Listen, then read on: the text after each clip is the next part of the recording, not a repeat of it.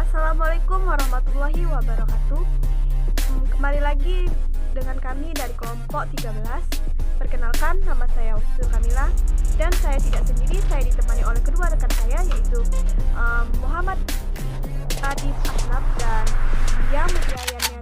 Di sini kami akan memaparkan materi tentang macam-macam permasalahan belajar yang meliputi motivasi rendah, underachievement, prokrastinasi akademik, dan dropout atau DO.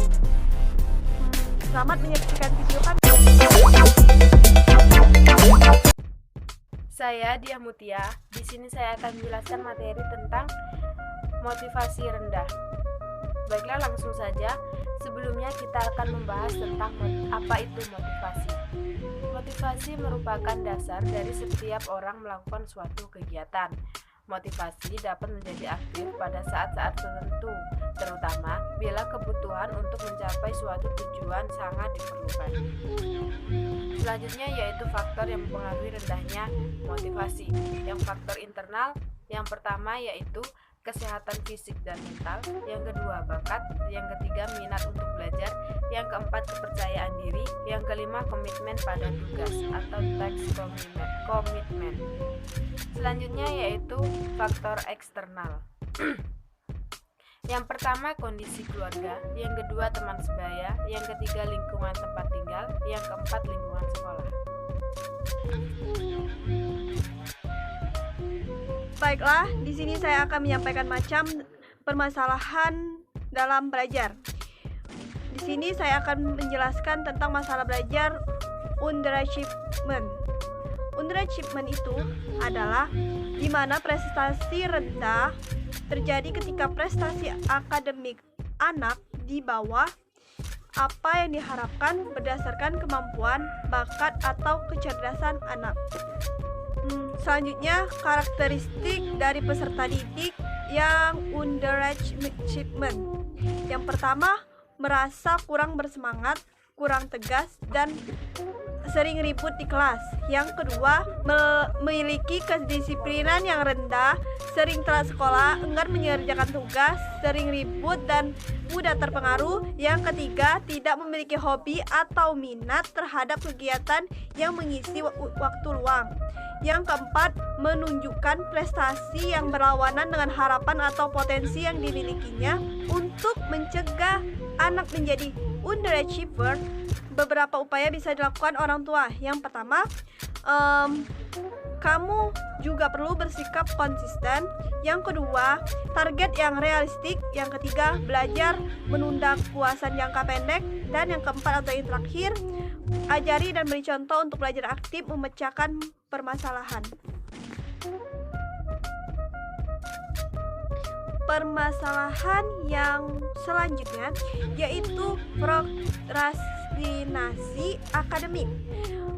Untuk itu kita harus mengenal dulu apa itu prokrastinasi akademik. Itu adalah menunda mengerjakan tugas yang berakibat tugas itu tidak selesai tepat waktu atau dikerjakan mepet deadline.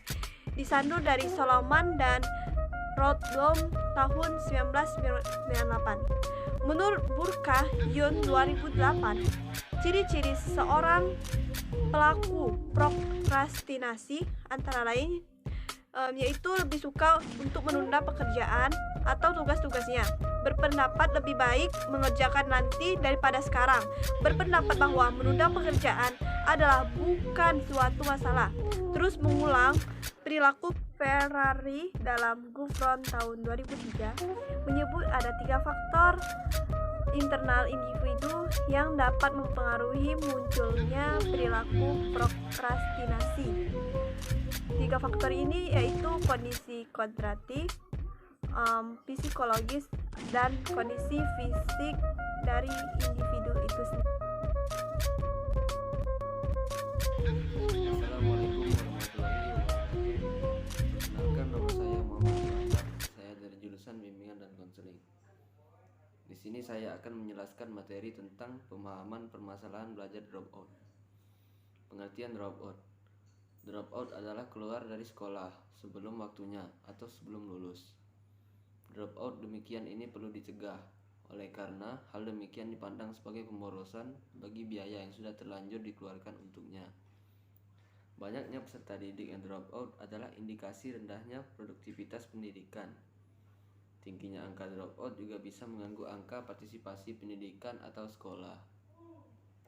Faktor-faktor terjadinya dropout. Pada umumnya di sekolah-sekolah sekarang ini dibedakan 3 hal sehubung dengan masalah ketidakhadiran. Penyebab ketidakhadiran tersebut diantaranya adalah izin, sakit, dan alfa. Tetapi ketiga hal tersebut akan menyebabkan sebuah masalah jika dalam jumlah yang sering dilakukan oleh peserta didik. Salah satu akibat yang akan diterima oleh peserta didik adalah sebuah pilihan yang harus diterima, yaitu sebuah pernyataan dropout dari sekolah.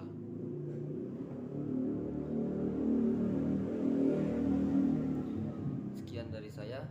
Wassalamualaikum warahmatullahi wabarakatuh.